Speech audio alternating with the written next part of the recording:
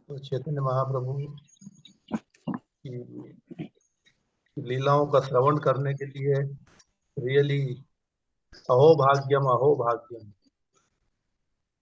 जिसके भाग्य खुल गए हैं वही चैतन्य महाप्रभु की लीलाओं का श्रवण कर सकता है। कृष्ण की लीलाओं का श्रवण करने के लिए भी किस्मत पुण्यकारी चाहिए, लेकिन चैतन्य महाप्रभु को श्रवण करने के लिए तो यही जन्मों जन्मों के पुण्य कार्य इकट्ठे होते हैं, तब जाकर के वो उनकी लीलाओं का श्रवण करता है और उनके ऊपर चिंतन करता है। तो हमने जो पिछले संडे के दिन हरे कृष्ण कोई प्रभु। यस, कहाँ थे हम पिछले संडे के दिन? चैतन्य महाप्रभु से रघुनाथ गोस्वामी मिले थे और उनको बड़े परिवार से वो थे। उनके पिताजी का 12 लाख का मानसिक आमदनी था और बचपन से ही वो तो बहुत पीछे हो गया था। उसके लास्ट में लास्ट टर्मिनल पॉइंट क्या था?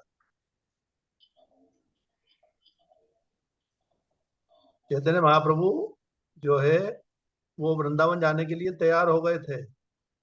वृंदावन के जाने के लिए उन्होंने सबको कन्विंस किया, सबको भेज दिया वापिस और एग्री किया। इसके बाद में स्वरूप दामोदर और रामानंद राय ने समझाया कि भगवान अभी तो चातुर्मास शुरू हो गया, आप कैसे जा सकते हो। तो चैतन्य महाप्रभु मन ही मन हंसने लगे कि फिर मुझे इन्होंने फंसा दिया है। तो टेक्निकली वहां फंस गए ठाकुर जी। उन्होंने कहा ठीक है, तुम्हें अब तुम कमिटमेंट दो कि मैं कब जाऊं। बोले विजयादशमी के दिन, मतलब कल जो दशहरा होने वाला है, कल परसों, उसके बाद आप निकल जाना, मतलब चातुर्मास खत्म हो जाता है एक्चुअली। तो उन्होंने कहा कि ठीक है, दिस इज योर कमिटमेंट है, तो आप चेंज मत कीजिए अपना। तो इस तरीके से समय आ जाता है और चैतन्य महाप्रभु जाने को एक दिन पहले उनको रिमाइंड करा देते हैं कि भाई आपका प्रॉमिस याद है, मैं कल सुबह निकलने वाला हूँ। तो दोनों मिलकर के वो कहते हैं कि महाप्रभु जी एक निवेदन है। बोले क्या? निवेदन ये है कि आप अकेले जाओगे, आप घने जंगल से गुजरोगे, क्योंकि जगन्नाथपुरी से वृंदावन जाना इतना कोई आसान नहीं है पैदल। तो आपके साथ में हमने सोचा कि एक शुद्ध ब्राह्मण रख देंगे जो कि आपकी देखभाल करेगा, आपके सामान को उठाएगा, आपके लिए प्रसादम बनाएगा और जंगल से कंदमूल फल फूल ला करके और आसपास के गांवों से थोड़ा सा अन्न इकट्ठा करेगा, तो आपके लिए बहुत हेल्पफुल रहेगा। तो चैतन्य महाप्रभु कन्विंस हो गए और कन्विंस होने के बाद में वो तैयार हो गए और इस तरीके से उन्होंने अपनी यात्रा शुरू की।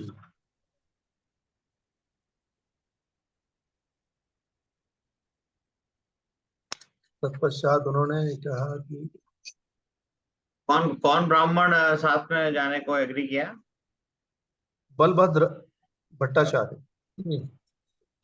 का जो नाम जो था, या बलभद्र भट्टाचार्य था।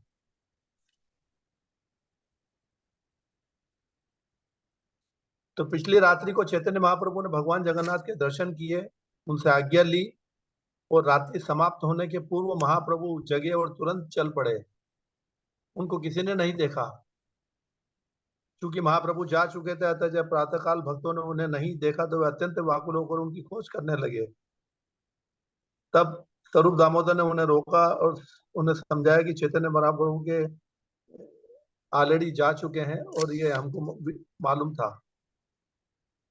तो महाप्रभु जाने पहचाने सार्वजनिक मार्ग पर न चल करके अलग मार्ग से गए और उन्होंने कटक शहर को अपनी दाईं ओर छोड़ते हुए जंगल में प्रवेश किया। ये कटक के साथ में अलग उन्होंने रास्ता चेंज कर लिया। जब महाप्रभु सुनसान जंगल से होकर कृष्ण नाम का कीर्तन करते हुए जा रहे थे तो वहां पे बाघों और हाथियों ने उन्हें देखकर रास्ता छोड़ दिया। अब घना जंगल के बीच में से भगवान गुजर रहे हैं, ये झारखंड के जंगल में से प्रवेश हो रहे हैं। तो वहां पे हाथियों ने और शेर ने बाघों ने देखा तो उनको जगह छोड़ दी। जब महाप्रभु भावावेश में जंगल से होकर जा रहे थे तो झुंड के झुंड बाघ, हाथी, गेंडे, सुअर और अनेक जंगली जानवर इन सब के बीच के होकर से चलने लगे। बलभद्र भट्टाचार्य उन्हें देखकर अत्यंत डरा हुआ था, किंतु चैतन्य महाप्रभु के प्रताप से सारे पशु एक और खड़े हो गए। एक दिन एक बाघ रास्ते में लेटा हुआ था और चैतन्य महाप्रभु भावावेश में रास्ते में चले जा रहे थे। तो उनको ध्यान नहीं था कि रास्ते में बाघ लेटा हुआ है। वो कीर्तन करते हुए, नृत्य करते हुए जा रहे थे कि अचानक उनका पैर उस बाघ के ऊपर आ गया।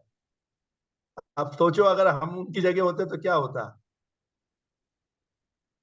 अगर हमारा पैर, पहली बात तो हम जाते ही नहीं जंगल में, और इतने भाव विभोर होकर के हम तो आंखें फाड़ फाड़ के देखते कि कोई क्यों इधर है क्या।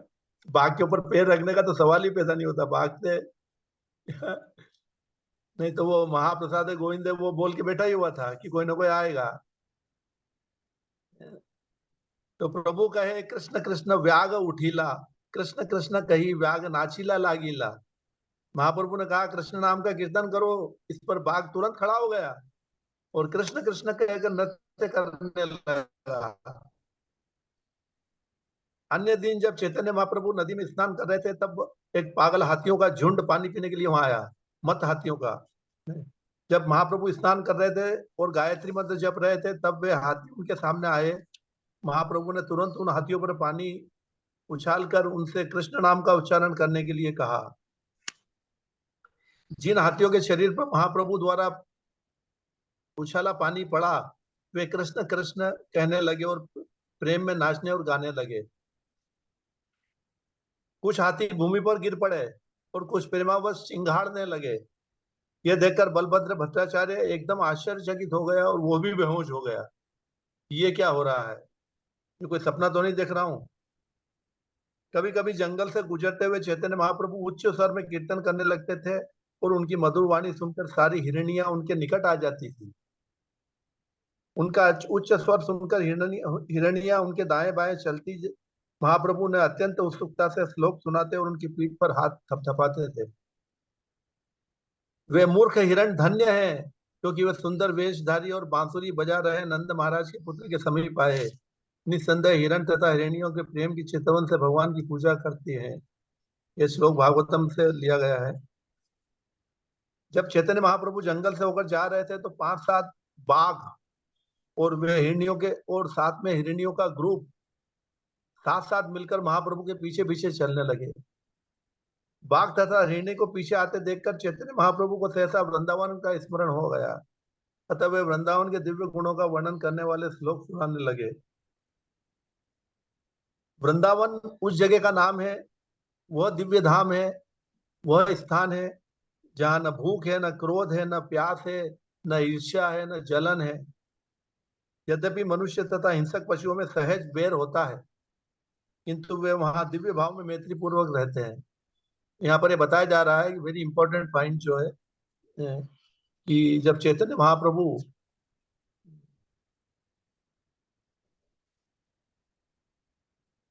महाप्रभु ने कहा कृष्ण कृष्ण बोलो, तो बाघ तथा हिरण कृष्ण का नाम लेने लगे और नृत्य करने लगे साथ साथ में। बाघ ये भूल गया कि मेरा शिकार हिरण यहीं पे ही नाच रहा है मेरे साथ में, और हिरण को भी ये डर हट गया कि बाघ मुझे खा जाएगा। इसको कहते हैं वैकुंठ वैकुंठ वातावरण, जहाँ पे कुंठा नहीं है किसी को भी। जब सारे बाघ तथा हिरण नाचने और कूदने लगे, तो भट्टाचार्य उन्हें देखकर आश्चर्यचकित रह गया। और तो और बाघ तथा हिरण एक दूसरे का आलिंगन करने लगे और एक दूसरे का मुख स्पर्श करके चूमने लगे। ये तो असंभव जैसा है। चैतन्य महाप्रभु ने यह कौतुक देखा तो वे मंद हास करने लगे। अंत में उन पशुओं को छोड़कर महाप्रभु अपने रास्ते पर आगे निकल गए।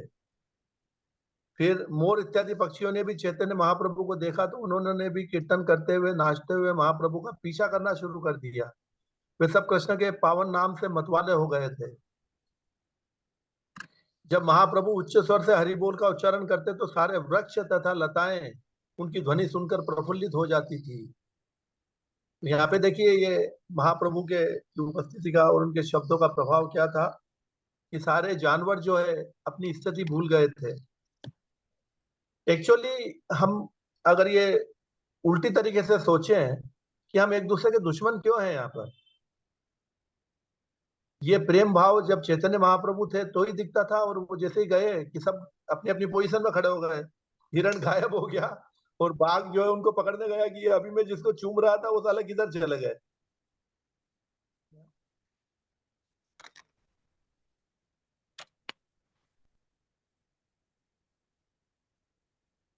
तो वो कहाँ चले गए अभी।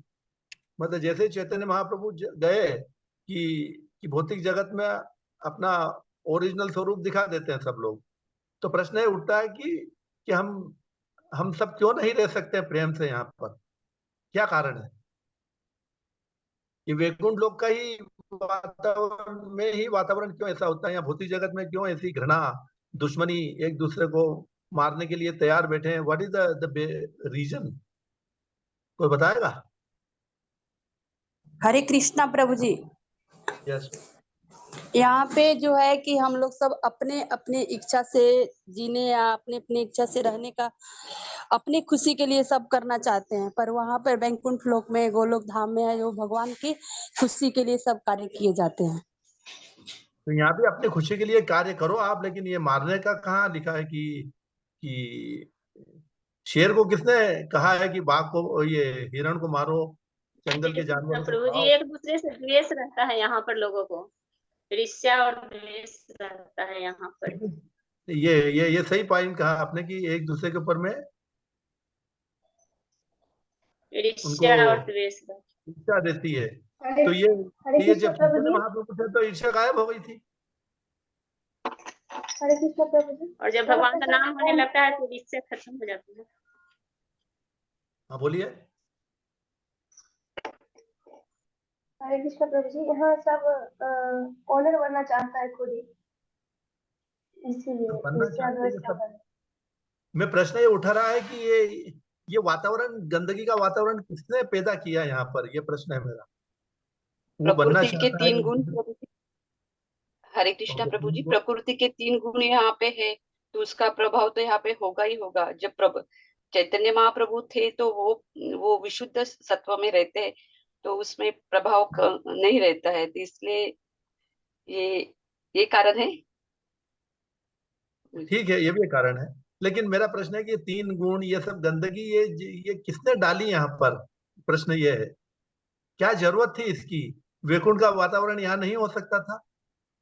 हरिनाम हरे को देकर के इसको, मामले को ठीक नहीं किया जा सकता है क्या। नीचे का अताल पताल सुताल बहुत खतरनाक लोग बैठे हैं वहां पे नीचे। तो यहाँ तो हम खा रहे हैं, वहां तो नाग और बिल्कुल वो हजारों हजारों फन वाले वासुकी, कालिया, तक्षक, सब खूंखार बैठे हुए, एक से एक जहर के कई टनों टनों जहर उनके अंदर में फंसा हुआ है। जहर की बात कर रहे हो, जहां तक जलन और ईर्ष्या का सवाल है, वो तो एकदम काले हो गए बिल्कुल ईर्ष्या करते करते। ईर्ष्या करने वाला ही आखिरी में नाग बनता है क्या, क्योंकि उससे जितनी ज्यादा ईर्ष्या होगी उतना ज्यादा जहर पैदा होगा, इतना ज्यादा वो जो सांप है विनोमेस हो जाएगा। तो ये सवाल, प्रश्न ये उठ रहा है कि ये गंदगी फैलाई किसने भाई। ये अपने आप से प्रश्न है ये। आसुरी जब स्वभाव के लोग फैलाए हैं, आसुरी स्वभाव के लोग नहीं, नहीं, फैलाए नहीं, हैं। मेरा प्रश्न आप समझ नहीं रहे हो। ये वातावरण ही बनाने की क्या जरूरत थी। ये गंदगी इतनी क्यों करी गई। ये 3 गुण आए, हमने तो नहीं बनाए। ये ईर्ष्या हमने तो नहीं बनाई, हमारे मन में डाल दी गई। तो ये आपको उत्तर मालूम है, लेकिन हरे कोरिलेट नहीं कृष्ण कर पा प्रभु रहे हो। जी, ये हमारी इच्छा से हमारे अंदर ये सब कुछ डाला गया है कि हम भी भगवान की तरह मतलब ऐसे आराम करते हैं, राजा बन ये के ये रहते हैं। ये फंडामेंटल पॉइंट है कि हम, कृष्ण क्या बता रहे हैं भागवत गीता में, कि जब जीव यहाँ पर पैदा होते ही कैसे पैदा होता है वो, इच्छा द्वेष समुत्थेन द्वंद्व मोहेन भारत सर्वभूतानि सम्मोहम सर्गे यान्ति परंतपा। अरे ये जो जीव है, ये इच्छा और इच्छा क्या, कि मैं कृष्ण के जैसा बनूं, और द्वेष, ईर्ष्या क्या है कि मैं ही सब कुछ हूं, है मैं ही सर्वश्रेष्ठ हूं। और मैं ही करता हूं, मैं ही भोगता हूं, सब कुछ मेरे ही इशारों पे हो, ये इच्छा और द्वेष लेकर के ही जीव यहाँ पे जन्म लेता है। तो उसकी इच्छाओं की पूर्ति करने के लिए भगवान को ऐसा वातावरण यहाँ पे बनाना पड़ता है, क्योंकि हर आदमी यहाँ पर मालिक बनना चाहता है। तो मालिक बनने के लिए अपनी सुप्रीमेसी शुद्ध शो करो, एक दूसरे को मारो, काटो, पीटो एंड स्टेब्लिश करो। ये इसको जंगली राज बोला गया है कि जो माइट इज राइट। अगर आप यहाँ पे हरे कृष्ण का भजन करते रहोगे तो आपके लोग कपड़े भी खींच जाएंगे। अगर ये आप सीधे तरीके से रहोगे कि कृष्ण हमें बचाएंगे, तो कृष्ण बचाने आने वाले नहीं है। कृष्ण ने कहा है कि भैया अपनी सुरक्षा स्वयं को करना ही है और हरिनाम जपते हुए सब कुछ करना है। तो यहाँ पे क्योंकि इस भौतिक जगत का आधार क्या बनाया गया है, जीवो जीवस्य जीवनम। एक व्यक्ति की जिंदगी दूसरे व्यक्ति के प्राण संकट में डाल करके ही वो जी सकता है। समझ गए? एक व्यक्ति जब जानवर हो या इंसान हो या कोई भी हो, ये हमेशा टग ऑफ वार, जो हमेशा अस्तित्व की लड़ाई इसको कहते हैं, हमेशा चलती रहेगी, चलती रही थी और चलती रहेगी आगे। अस्तित्व की लड़ाई है ये। अगर आप अपना अस्तित्व को बचाना चाहते हो तो लड़ो, मारो, काटो, पीटो, जो करना हो करो, शाम दाम दंड भेद की नीति। लेकिन अगर ये नहीं कर सकते तो आप यहाँ पे प्रभुपाद जी कहते हैं कि we are struggling for our survival, then you can not survive, then you will die, you will die. तो that is exactly it is happening. अगर शेर बहुत ही सभ्य प्राणी है, जब तक उसको भूख नहीं लगती है। जैसे ही उसकी भूख लगती है, क्योंकि अंदर में जो एसिड पैदा होता है उसके अंदर में जलन, भयंकर जलन बूझने लगती है। इतना तेज एसिड पैदा होता है कि अगर वो हमारे शरीर में, अगर वो बन जाए हमारी आंतों के अंदर में, वो जो एसिड अगर बन जाए तो हम तो जल के राख हो जाएं। वो 1 मिनट भी टॉलरेट नहीं कर सकता वो उसकी भूख। जब उसका पेट भरा रहेगा तो आप उसके पास सो भी जाओगे तो आपको कुछ नहीं कहेगा, लेकिन उसका पेट खाली है तो फिर तो सामने जो भी आएगा वो महाप्रसाद भी नहीं बोलेगा, बोले बाद में बोल लूंगा, पहले खा लूं, बाद में ऑफर कर दूंगा भगवान को तुम्हें। क्योंकि तो ये तो यहाँ की प्रकृति को हमको समझना बहुत जरूरी है कि चैतन्य महाप्रभु के समय पे सारे ये लोग जो है अपना अस्तित्व क्यों भूल गए थे। क्योंकि उनका जो स्वभाव जो था, जो वृंदावन का जो स्वभाव था, जो वैकुंठ धाम का स्वभाव था, वो जागृत कर दिया भगवान की उपस्थिति से, वो जागृत हो गया और भौतिक जगत का स्वभाव वो सप्रेस कर दिया गया वहां पे। इसी प्रकार से अगर हम भौतिक जगत के स्वभाव को अगर हम हटा दें तो ये कैसे संभव हुआ? ये चैतन्य महाप्रभु ने करके दिखाया कि जो व्यक्ति हरिनाम जपेगा और लाउडली जपेगा और लोगों से कीर्तन करवाएगा, वो वहां का वो वातावरण धीरे धीरे वृंदावन जैसा हो जाएगा। ऑफकोर्स इसको थोड़ा सा समय लगेगा इस वातावरण को बनाने में, लेकिन हो जाएगा, हो सकता है। ये चैतन्य महाप्रभु ने डिमॉन्स्ट्रेट करके दिखाया प्रैक्टिकली कि जब जंगल के जानवर जब इतने सभ्य हो सकते हैं तो मनुष्य क्यों नहीं हो सकता? जिनको बोलने की कोई कैपेसिटी नहीं है, जो ऑडिबल नहीं है, वो कृष्ण कृष्ण कैसे करते होंगे? लेकिन आत्मा के लेवल पे, इसलिए प्रभुपाद जी कहते हैं कि this chanting the holy name of Krishna, it springs automatically from the spiritual platform. Even a dog can take part in it, even a child can take part in it. There is no need to understand the language of the mantra. There is no need of any qualification. Anybody and everybody can participate.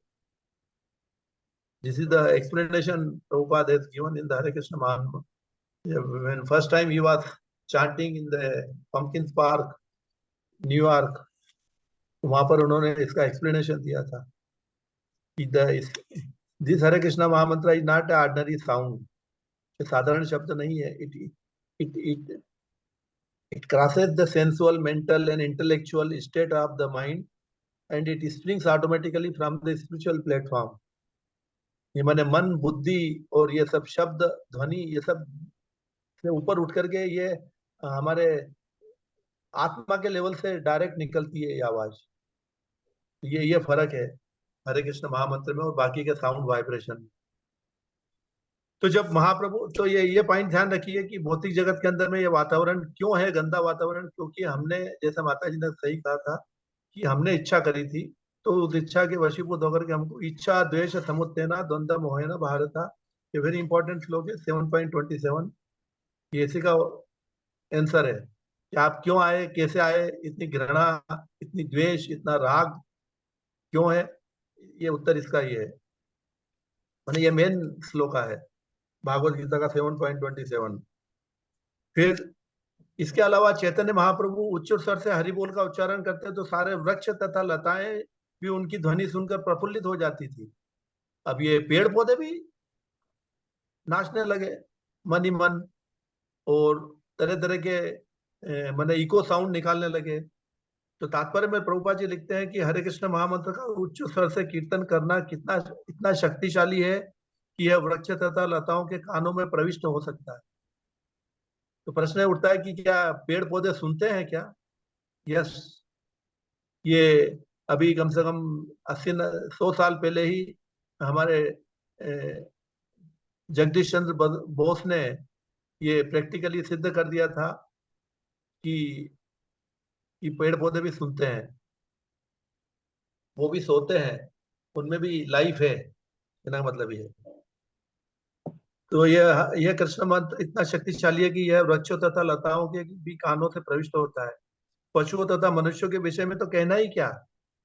एक बार महाप्रभु ने हरिदास ठाकुर से पूछा कि पेड़ पौधों का किस तरह उद्धार होगा। इस पर हरिदास ठाकुर ने कहा कि हरे कृष्ण महामंत्र के उच्च स्वर से कीर्तन से न केवल पेड़ पौधे अपितु कीड़े मकोड़े तथा अन्य सभी प्राणी भी लाभान्वित होंगे। कीड़े मकोड़े भी, मतलब जो भी लिविंग एंटिटीज है वातावरण के अंदर में आप जहाँ रहते हो, इसलिए वैष्णव की बहुत डिमांड है और बहुत इंपॉर्टेंस है उसका, क्योंकि वैष्णव जहाँ कहीं भी जाएगा वो हरिनाम जपेगा, हरिनाम जपेगा तो वो घर, वो वातावरण, वो ऑफिस, कहीं जहां पर भी कुछ भी बोलेगा तो वो कृष्ण के शब्द ही निकलेंगे उसके मुंह से। इस प्रकार से सारा वातावरण जो कलुषित हो गया था वो उसकी उपस्थिति से to act as like a detergent, कहीं भी जाएगा आप सारी गंदगी दूर हो जाएगी। तो अतः हरे कृष्ण मंत्र के ऊंचे कीर्तन से हमें दुख, इतने गुस्से में नहीं होना चाहिए, क्योंकि यह कीर्तन करने वालों के लिए ही नहीं अपितु इसे सुनने का अवसर पाने वाले के लिए भी लाभप्रद होता है। इसीलिए हम लोग जो है हरिनाम कीर्तन क्यों करते हैं, नगर संकीर्तन क्यों करवाते हैं, इसलिए कि जब भी अपॉर्चुनिटी मिले 10-15 आदमी मिलकर के चले जाइए, निकल लीजिए नगर संकीर्तन के ऊपर में, क्योंकि वहां किस किस को लाभ लाभ होगा ये आपको कल्पना भी नहीं है। ये मत सोचिए कि 5 आदमी है और क्या हो रहा है, कोई लोग सुन नहीं रहे, नहीं, आपके साउंड वाइब्रेशन जा रहा है। आप जितनी जोर से साउंड वाइब्रेशन डालोगे उतने तेजी से वो गोलोक वृंदावन तक भी पहुंचेगी वो आपकी आवाज। ऐसा नहीं है कि यहाँ पे सुनवाई नहीं होती है, यहाँ देर भी नहीं है और अंधेर भी नहीं है। तुरंत जब गजेंद्र ने भगवान को पुकारा था तो भगवान जो है वैकुंठ धाम में बैठे हुए थे। द्वारिका में शब्द गयो घोर भयो भार, द्वारका के अंदर में भी पहुंच गया था उनका शब्द। तो ये तो ऐसा नहीं है, हम किस भाव से भी कहें शुरू में, लेकिन अगर हम अ, भगवान का नाम अगर रियली लेते हैं उच्च स्वर में, तो वो निश्चित रूप से वो लोगों को आध्यात्मिक लाभ पहुंचाता है। तो जो कुछ भी जीव जो है जहाँ पे खड़े हुए हैं वो अपने पाप के कर्मों के हिसाब से पेड़ पौधों की योनि मिली है, तो वैष्णव तो ये सोचता है कि इनका भी उद्धार कैसे करूं। Not only human being, he think that कि पेड़ पौधों तक का उद्धार कर दूं, या जो जो जहाँ पर भी कीड़े मकोड़े जन जानवर जो भी रहते हैं, अगर उच्च स्वर में उच्चारण करेंगे हम तो निश्चित रूप से। इसलिए हमको प्रभुपाद जी कहते रहते हैं कि गुरु महाराज कहते थे कि हमको गुनगुनाते रहना चाहिए हरे कृष्ण महामंत्र, हमेशा गाते रहना चाहिए। कीर्तनिया सदा हरि का मतलब क्या होता है ये, कि कीर्तनिया सदा हरि, हमेशा भगवान का नाम का जप हमारे मुंह पे रहना चाहिए। कोई भी विषय हो, किसी से भी बात करें, हमेशा हरे कृष्ण महामंत्र का बैकग्राउंड में म्यूजिक चलते ही रहना चाहिए। तो यहाँ पे इसीलिए कहा गया है कि कीर्तन करते वक्त हमेशा हमें ध्यान रखना चाहिए, शब्दों के ऊपर जोर देना चाहिए, और और हमको क्या है कि कि भगवान का जितना हो सके निरपराध रूप से भी भगवान का नाम लेंगे तो निश्चित रूप से लोगों को फायदा होगा। इस तरह झारखंड के वन के सारे चर अचर जीव महाप्रभु द्वारा ध्वनित कृष्ण का पवित्र नाम सुनकर मतवाले हो गए थे। झारखंड के, यहाँ इस ग्रुप में कोई झारखंड का आदमी बैठा है यहाँ पे? कोई नहीं है? झारखंड का कोई नहीं है? पहले झारखंड आई थिंक पहले बिहार का ही हिस्सा था वो तो झारखंड के विशाल जंगल में आटगड़ा, डेकानल, आंगुल, लाहारा, कियंझड़, बामड़ा, बोनाई, गंगापुर, छोटा नागपुर, यशपुर तथा सरगुजा समेत विशाल भूभाग है। ये सारे स्थान पर्वत तथा जंगलों से ढके हैं और गहन जंगल है यहाँ पर। तो नेक्स्ट टाइम पे कभी पिकनिक यहाँ पे मनाओ, एक टूर झारखंड का निकालना पड़ेगा। अरे क्या बोल रहे प्रभु, है ऐसा डरावना चीज है ये तो। डरावना चीज है, लेकिन बहुत ही प्राकृतिक सौंदर्य अभी भी यहाँ पे प्रिजर्व है। नहीं, अपन एक यात्रा निकाल सकते हैं झारखंड की, मृदंगम करताल और सब लेकर के, और 30-40 आदमी चलो वहां पे।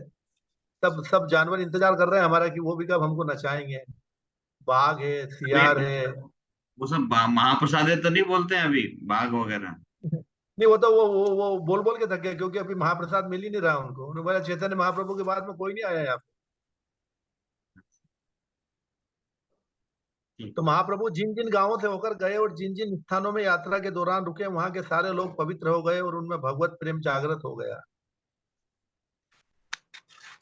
यदि तारा मुखे शून्य कृष्ण नाम, तारा मुखे आना शून्य तारा मुखे आन, सबे कृष्ण हरि बोल नाचे गांधे गाए, परंपरा वैष्णव हैला सर्व देश होय।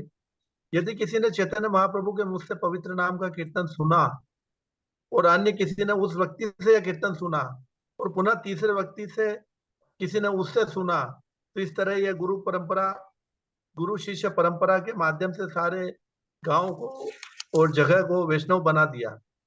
इस प्रकार हर व्यक्ति कृष्ण तथा हरि के नाम का कीर्तन करता, नाचता, रोता और हंसता था।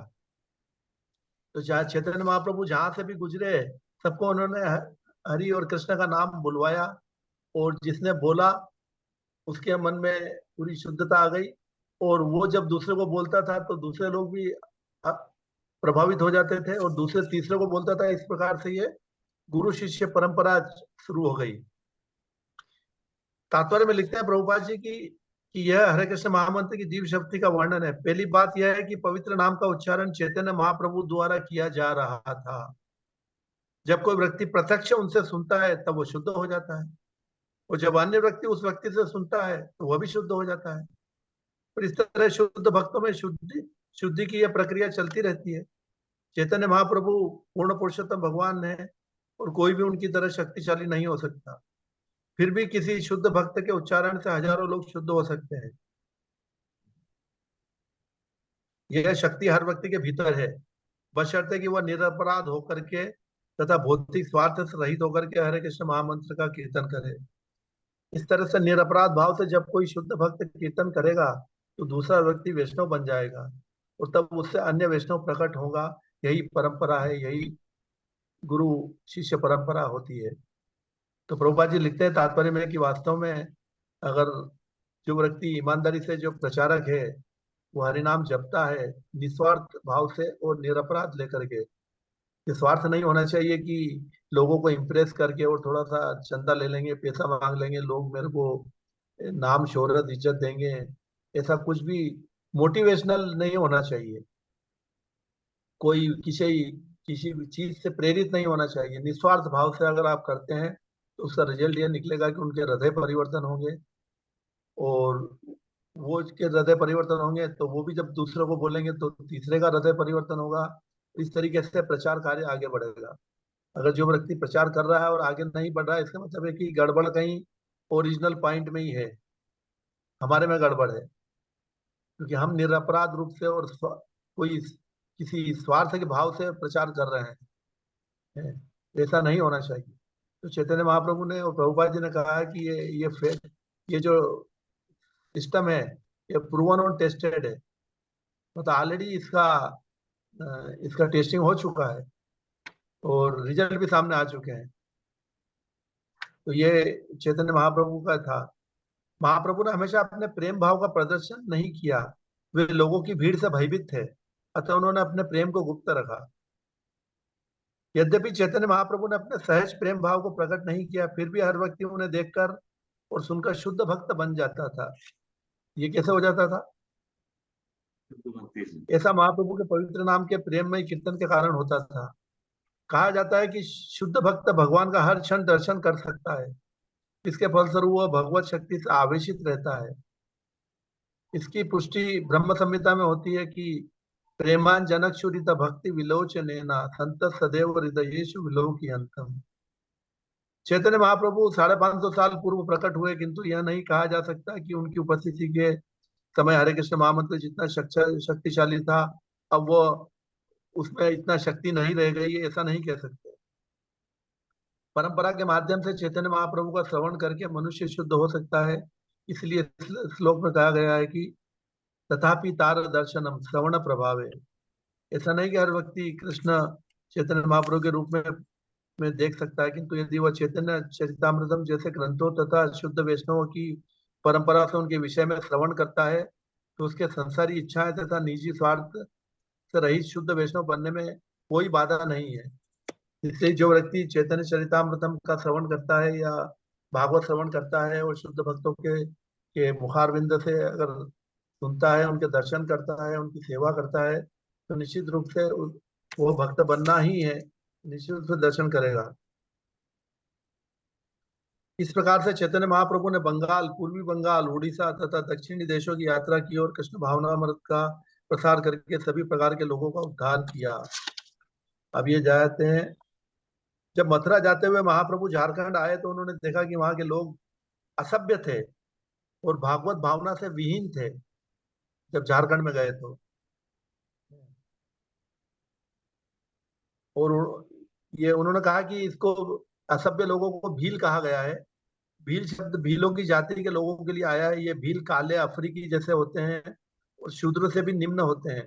ऐसे लोग प्रायः अपने जंगलों में ही रहते हैं और इन्हीं से चैतन्य महाप्रभु की भेंट हुई थी। तो चैतन्य महाप्रभु की भेंट किनसे? इन भील से हुई थी।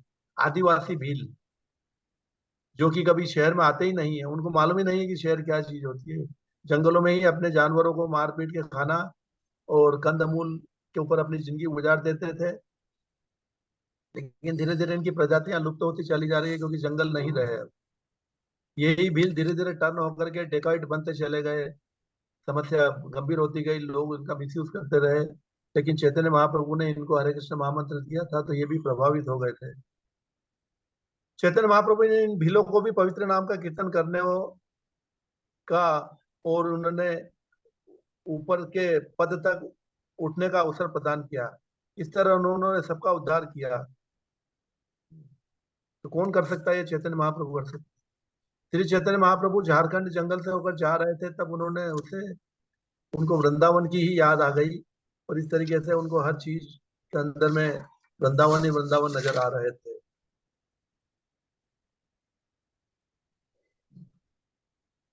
इस प्रकार से चैतन्य महाप्रभु झारखंड के जंगलों से गुजरते गुजरते हुए और अंत में वाराणसी पहुंचते हैं। अंत में महाप्रभु प्रसन्न मन से काशी नामक तीर्थ स्थान में आज आप पहुंचते हैं और वहां उन्होंने मणिकर्णिका नामक घाट में स्नान किया। अब हम इसी के ऊपर चर्चा करेंगे। प्रभुपाद जी कहते हैं कि काशी या वाराणसी या बनारस, उसके 3 नाम हैं। यह प्राचीन काल से तीर्थ स्थान रहा है। यहाँ पर आसी तथा वरुणा नाम की 2 नदियां मिलती है। कौन सी नदियां हैं? ये वाराणसी नाम कैसे पड़ा? आसी तथा वरुणा, वरुणा आसी 2 नदियां मिलती है। मणिकर्णिका इसलिए विख्यात है क्योंकि यहाँ पर महापुरुषों के मत के अनुसार भगवान विष्णु के कान से मणि जटित कान की बाली गिर गई थी। ओके, तो यहाँ पे विष्णु के कान की एक ये जो मणि मणि से बनी हुई जो है कर्णिका गिर गए थे, इसलिए इसलिए घाट को मणिकर्णिका घाट भी कहा गया है। कि किसकी कुछ लोगों किसकी किसकी मणिका गिर गई थी? विष्णु की। कुछ लोगों का मत है कि विचार है कि शिव जी के कान की बाली भी यहाँ पर गिरी थी। है। मणिका का अर्थ है रत्न तथा कर्णिका का अर्थ है कान से। कुछ लोगों के मतानुसार प्रभु विश्वनाथ बहुत बड़े वैद्य हैं जो कान में भगवान राम के नाम की ध्वनि सुनाने वाले व्यक्ति के भवरोग का इलाज करके उद्धार करते हैं। इसलिए कहा जाता है कि जहाँ से होकर गंगा नदी बहती है उससे उत्तम अन्य कोई स्थान नहीं होता, और मणिकर्णिका घाट तो विशेष रूप से पवित्र है क्योंकि यह प्रभु विश्वनाथ का अति प्रिय है। काशी खंड में कहा गया है। तो ये किसमें कहा गया है? ये पद्म पुराण के काशी खंड में इसका वर्णन किया गया है। मणिकर्णिका घाट जो है बहुत ही फेमस घाट है, और यहाँ पर कहते हैं कि जो व्यक्ति ये मणिकर्णिका घाट के ऊपर में ही मेरे ख्याल से यहाँ पे लाशें जलती है क्या प्रभु? आप हाँ गए थे ना अभी?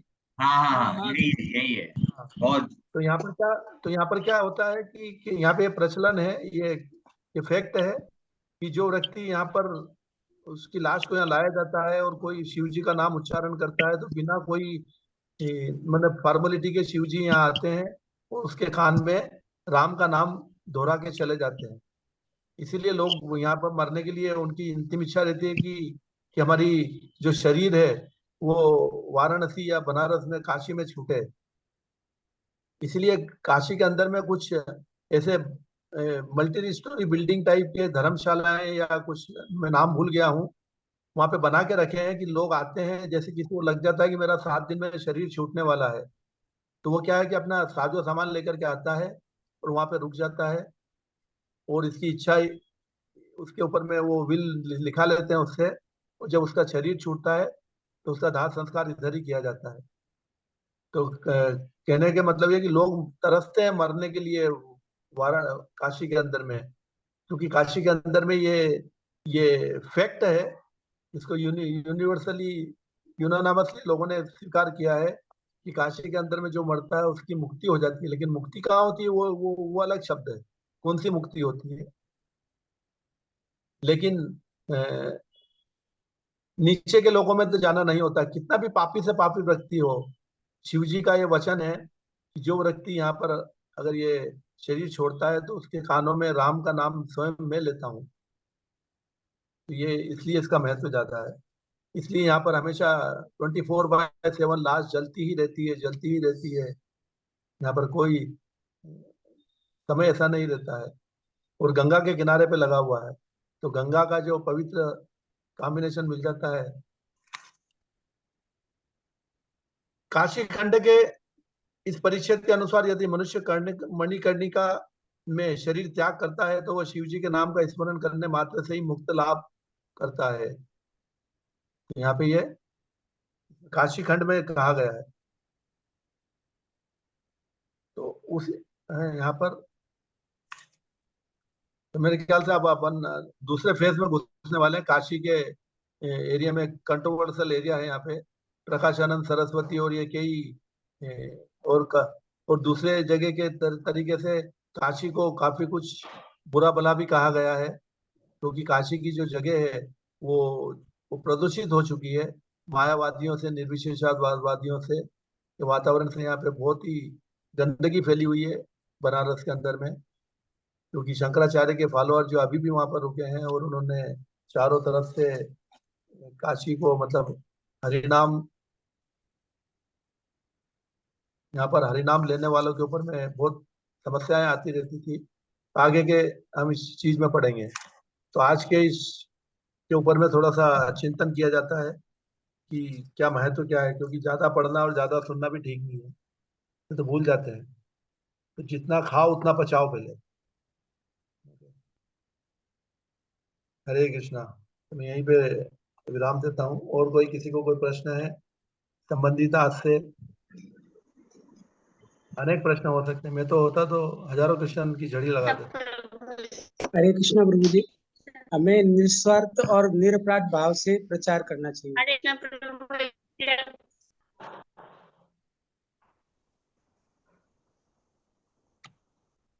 हाँ बोलिए।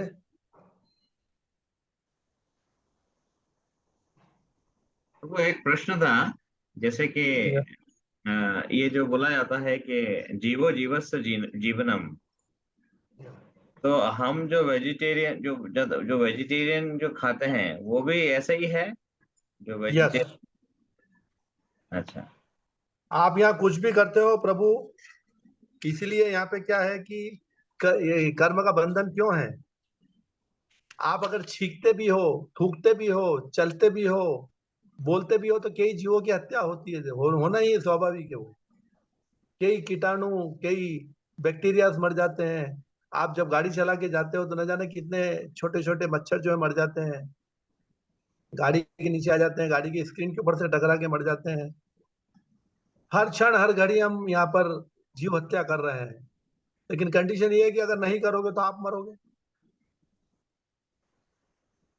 तो अगर हम नहीं करते हैं तो तो भागवतम के अंदर में ये श्लोक दिया गया है कि ये जीवन का सिद्धांत ही ऐसा है। यहाँ भौतिक जगत ऐसे ही बना गया है कि छोटी मछली को बड़ी मछली को खाना ही है। अहस्तानी सहस्ता नाम अपदानी चतुष्पदाम फल्गुनी तत्रम महताम जीवो जीवस्य जीवनम। अर्थात जो बिना हाथ वाले हैं वो हाथ वालों के शिकार हैं, जो पाँव नहीं है वे चार पाँव वालों के शिकार हैं, निर्बल सबल के वो खा रहा है। और यह सामान्य नियम है कि एक जीव दूसरे का भोजन बना हुआ है। ये यहाँ का नियम है। ये प्रभु कहाँ का श्लोक है, रेफरेंस क्या है इसका? 1.13.47।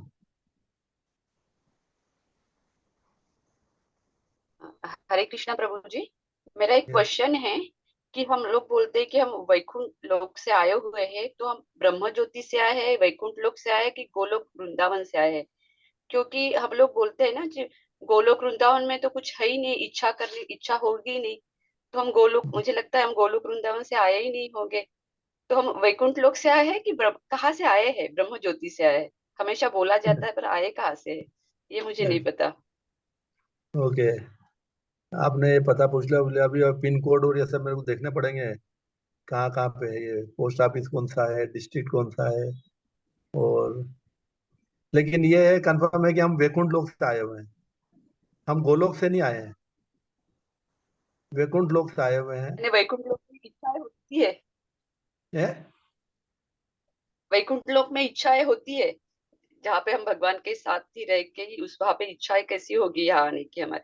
हम ये नहीं, ये हमेशा सुनती रहती हूँ मैं कि हम लोग विमुख हो गए, हमारी कुछ इच्छाएं हो गई इसलिए हम इधर आ गए। हाँ, तो इसलिए मुझे एक क्वेश्चन आ गया कि ये कहाँ से आए ये थे? जो विमुख हुए हैं वो ये वैकुंठ लोक से विमुख हुए हैं हम लोग। क्या वैकुंठ लोक के अंदर में ही हमको फ्रीडम दिया हुआ है कि आप स्वतंत्र हो, तभी तो उसका मतलब है। लेकिन स्वतंत्र हो फिर भी वहां पे वातावरण इतना कंजीनियल है कि 99.99% लोग भगवान की सेवा में लगे रहते हैं। ये आप जो देख रहे हो, जो पॉपुलेशन और ये जो अनंत कोटि ब्रह्मांड है, ये 0.1% भी नहीं है वैकुंठ धाम का। इसलिए प्रभुपाद जी हमेशा भागवतम का उदाहरण देते थे कि एक पूरे सपोज करो कि मस्कट की एक बड़ा एरिया है, उसके अंदर में एक जेल का कितना बड़ा एरिया होगा? कुछ भी नहीं है कंपेयर टू मस्कट। तो उसी प्रकार से उसी प्रपोर्शन में वैकुंठ धाम की तुलना में ये भौतिक धाम जो है एक तरीके से छोटा सा एक एक समझ लो 10 कट्टे का जमीन भी नहीं है वो तो कंपेरेटिवली।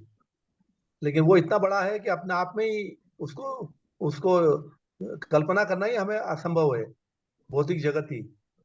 जबकि वो जो है वो 1/3 है, 2/3 जो है वो आध्यात्मिक जगत है, अर्थात वैकुंठ धाम है। तो हम ब्रह्म ज्योति से नहीं आए हैं, हम आए हैं वैकुंठ धाम से। ब्रह्म ज्योति में जाते हैं और वहीं पे अटक करके रह जाते हैं, और फिर हमारे जब कई लाखों करोड़ों साल हो जाते हैं, भगवान उनके कृपा करके वापिस भौतिक जगत में भेजते हैं उनको, फिर भौतिक जगत में जन्म मिलता है, लेकिन बहुत पायस सोल होते हैं वो। लेकिन लंबी फोकट में ही वो जब रास्ता सीधा खाने का इधर से हम खा सकते हैं, ऐसा हाथ घुमा करके हम यूं खाने की कोशिश कर रहे हैं। इसलिए ब्रह्मांडे भ्रमिते कोनो कोनो भाग्यवान जीव, गुरु कृष्ण कृपा पाए भक्ति लता भी। कोई कोई भाग्यवान जीव होगा जिसको कि गुरु और कृष्ण की कृपा मिलती है और वो वापिस वैकुंठ धाम चला जाता है। लेकिन ये जो कृपा है चैतन्य महाप्रभु ने इतनी सुलभ कर दी है हमारे लिए, इतनी open to all, it is open to all, anybody and everybody and किवा शुद्रा किवा नासीश शुद्रा कहने ना है, जेई कृष्ण तत्ववेता सही गुरु होए, किवा विप्रा किवा नासी, ब्राह्मण हो या शूद्र हो, कोई भी हो, कुछ भी हो सकता है। एक बार एक प्रभुपाद जी के डिसाइपल ने, एक वो जानकी माता जी थी, तो उनको क्या है कि किसी ने कमेंट्स कर दिया कि औरतें भागवतम क्लास नहीं ले सकती, लेडीज। तो उसको बहुत बुरा लगा, वो प्रभुपाद जी के पास गई कि प्रभुपाद जी ये सत्य है कि हम औरतें भागवतम क्लास में व्यासासन पे नहीं बैठ सकती? तो प्रभुपाद जी ने क्या उत्तर दिया उसको कि एक ही शब्द के अंदर में वो पूरी भागवतम समाई हुई थी उसके अंदर, भागवत गीता। उन्होंने कहा कि जब तक तुम ये सोचोगे कि मैं औरत हूं तो यस तुम नहीं बैठ सकती। आप उत्तर समझे? जब तक तुमको लगेगा कि मैं औरत हूं तो आप आगे नहीं बढ़ सकते। तो मैंने जो आपको ज्ञान दिया है ये beyond the conception of main and female, main and woman के ऊपर है। ये जो व्यक्ति जो बोल रहा है कृष्ण के बारे में, वो न तो औरत है ना आदमी है, वो एक शुद्ध भक्त है, वो शुद्ध आत्मा है वो। तो उन्होंने फिर ये रेफरेंस दिया था कि कीवा विप्रा कीवा नासी शूद्र के निर्णय है। अरे वो ब्राह्मण कीवा विप्रा, विप्र मतलब ब्राह्मण, कीवा नासी मतलब सन्यासी, इवन शूद्रा, शूद्र भी हो, जेई कृष्ण तत्व वेता से ही गुरु होए। जो कृष्ण के विज्ञान में पारंगत है वो बरोबर व्यासासन पे बैठ सकता है और लोगों को ज्ञान दे सकता है उतनी शुद्धता के साथ में। तो ये प्रश्न औरत का और आदमी का यहाँ पे नहीं आता है, भक्ति जो है दोनों के ऊपर है। इसलिए तुलसीदास जी भी लिखते हैं ना कि ढोल गंवार शूद्र पशु नारी यही सब ताड़न के अधिकारी। सब ताड़ने, सबका तड़ना है, निश्चित है वो। ये औरतें कम बुद्धिमान है, ये जानवर कम बुद्धिमान है, ये सब भौतिक जगत की चीजें हैं। ये मनुष्य बहुत बुद्धिमान है तो क्या हो गया? मेन जो है मनुष्य से मतलब यहाँ पे आदमी और औरत दोनों से इंक्लूडेड है। वी शुड नॉट बाइफरगेट कि नहीं मनुष्य मतलब जो मेन, मनुष्य मीन नॉट मेन, मनुष्य means human being. Human being consist of the male and female both. आदमी और औरत का कॉम्बिनेशन मिलकर के ह्यूमन बीइंग बनते हैं। इसमें यह नहीं सोचना चाहिए कि ह्यूमन बीइंग मतलब मेन जो है ज्यादा इंटेलिजेंट है कंपेयर टू वुमन। नहीं, भगवान ने वो औरत का शरीर बनाया किसी अलग पर्पस के लिए बनाया है, मनुष्य का शरीर, आदमी का शरीर अलग पर्पस के लिए बनाया है। लेकिन दोनों ही आत्माएं हैं और अगला जन्म दोनों का औरत से आदमी भी हो सकता है, आदमी से औरत भी हो सकता है, कोई भी परिस्थिति में चेंज हो सकता है। ऐसी कोई हार्ड एंड फास्ट रूल नहीं है कि जो वो आदमी है वो आदमी ही बना रहेगा। ये परमानेंट कोई स्टैंप नहीं लगा हुआ उसके ऊपर। कर्म के हिसाब से अगर वो औरत के बारे में सोचेगा तो औरत का स्वरूप मिल जाएगा, आदमी के बारे में सोचेगा तो आदमी का स्वरूप मिल जाएगा, कुत्ते के बारे में सोचेगा, कुत्ते को पालते हुए, कुत्ते को याद करते हुए, कुत्ते को खिलाते हुए तो कुत्ता बन जाएगा। जैसे ही भरत महाराज हिरण को खिलाते खिलाते नहलाते धुलाते उसी के साथ खेलते खेलते हिरण बन गए। तो शास्त्र हमारे भरे पड़े हैं। कोई nothing is permanent here, but we can achieve the permanent position by this temporary body. हरे कृष्णा। और किसी को कोई प्रश्न है?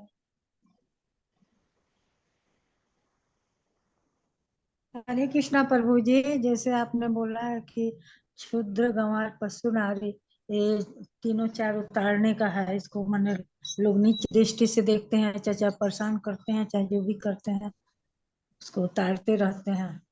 तो इसका क्या मतलब? ताड़ते रहते नहीं, तारण के अधिकारी मतलब ये भी तर सकते हैं, ना कि ताड़ने के। तरने के, ये इनको भी तरने का अधिकार है, इसका मतलब ये है। शास्त्र हमें हर एक को अपॉर्चुनिटी देता है कि आगे बढ़ो,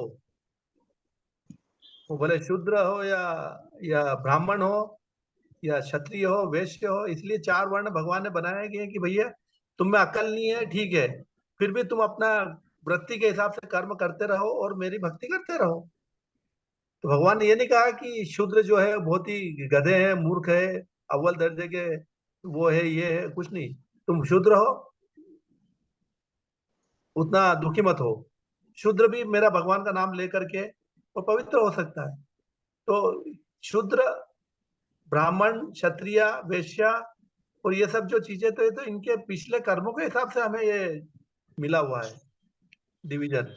लेकिन कर्म के हिसाब से मिला हुआ, इसका मतलब ये नहीं कि वो परमानेंट हो गए। हम कर्म चेंज भी कर सकते हैं, इसलिए तो मनुष्य जन्म मिला है कि आपके हिसाब से आपको ये दुख उठाने के हैं, आपका डेस्टिनेशन फिक्स है, आपके ये दुख आने ही है।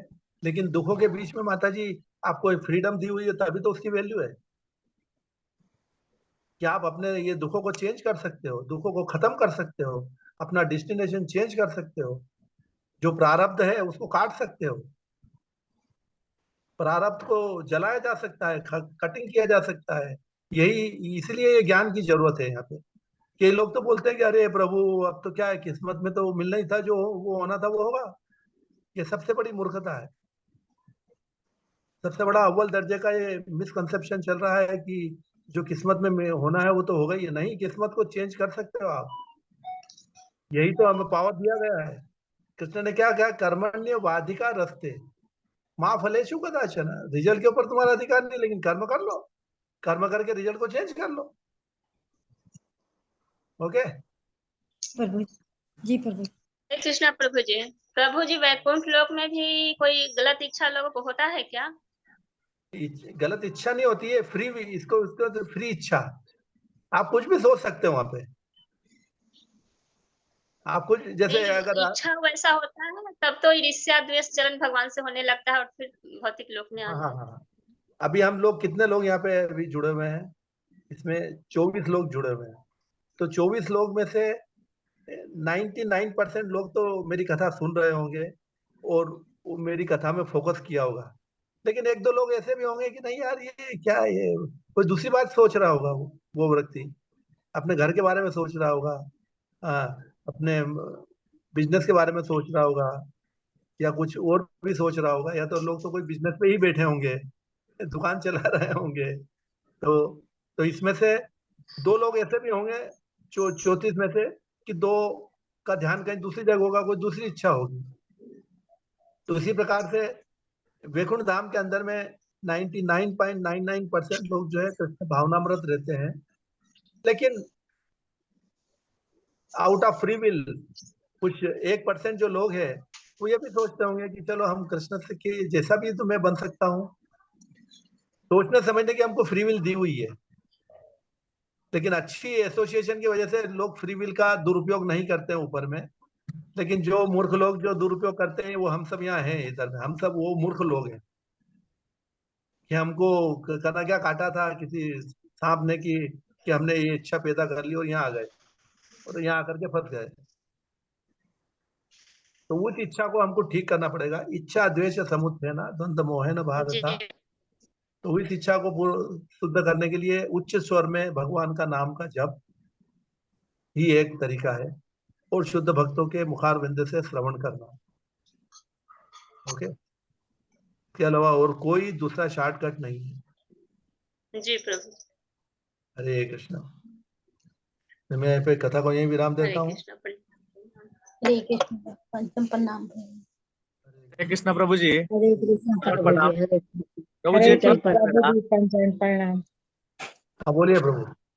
प्रभु जी, प्रश्न है मेरा कि जैसे कि आपने बताया कि चैतन्य महाप्रभु झारखंड के जंगलों में गए थे, तो हमारा बिहार से झारखंड करीब सन 2000 में लगभग अलग हुआ, तो उस बहुत पहले का नाम मतलब कैसे पड़ गया झारखंड उसका? ये जो झारखंड जो है, झारखंड का इलाका, झारखंड भी पहले झारखंड ही पहचाना जाता था 500 साल पहले। बिहार का हिस्सा था। जैसे बिहार के अंदर में मगध है और ये अलग अलग कई सारे एरिया गिनाए जाते हैं। पाटलिपुत्र है, अलग अलग ऐसे बिहार जो है पहले बहुत फैला हुआ था। बिहार का एक हिस्सा टच कर रहा है नेपाल को। और आपको ये छत्तीसगढ़ नहीं है मेरे ख्याल, छत्तीसगढ़ भी बिहार में था कि नहीं, एमपी में था वो तो। एमपी में था। लेकिन झारखंड को बिहार से अलग कर दिया गया अभी रिसेंटली। Is it correct? तो झारखंड का हिस्सा अलग होते ही बिहार की स्थिति डाउन होती चली गई, क्योंकि वहां पे रिसोर्सेज बहुत है झारखंड के अंदर में, वहाँ प्राकृतिक संसाधन बहुत है। सारा प्राकृतिक संसाधन झारखंड में चला गया, बिहार में कुछ नहीं बच पाया। बचा कुछ नहीं बचा। हरे कृष्णा। चैतन्य चरितामृतम की जय, श्रील प्रभुपाद की जय। जय। हाँ, हरे